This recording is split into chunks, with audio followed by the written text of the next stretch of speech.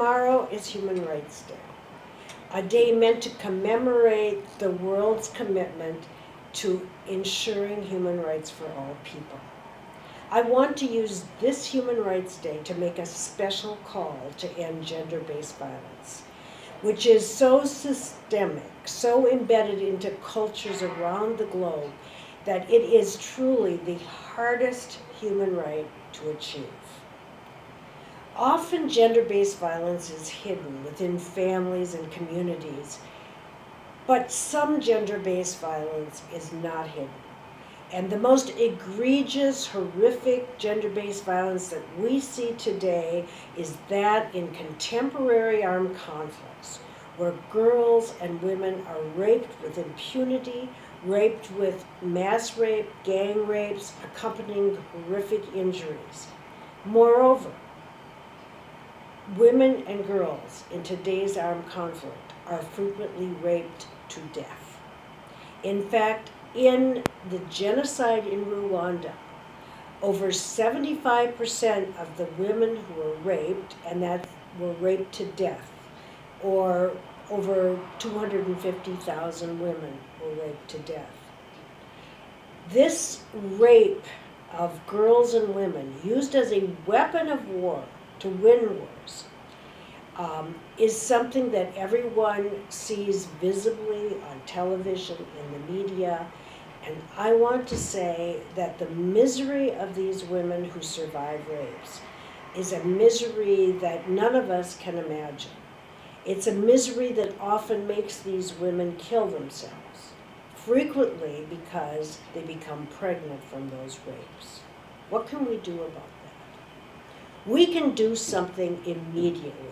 President Obama has the ability to sign an executive order taking about 1 minute that will immediately start saving the lives and health of girls and women raped in war in every single armed conflict going on as I speak today.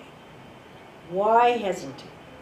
That is an enormous question. The survivors of rape who are forced to bear children cannot take advantage of the programs that the United States is funding overseas to educate girls or to help women find employment.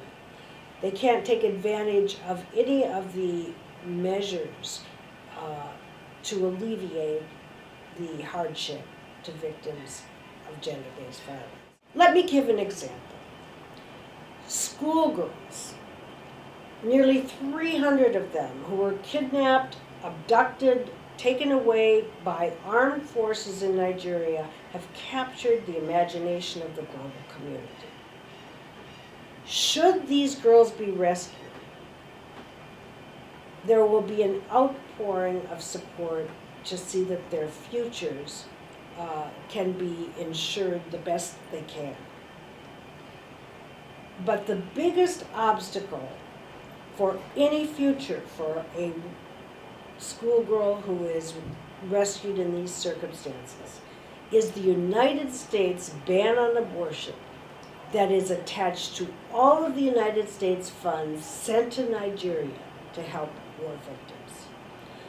These schoolgirls will not be able to go back to school when they are pregnant because of the United States. These schoolgirls will not be able to be models to others how to survive a horrible torture and get on with your life because of the United States abortion ban. President Obama can change this situation in a minute.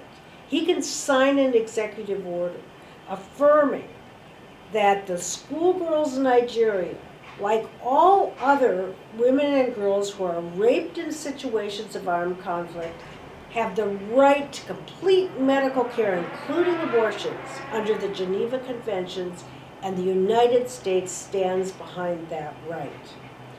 President Obama can do it, he should do it, and he must do it. Enough is enough.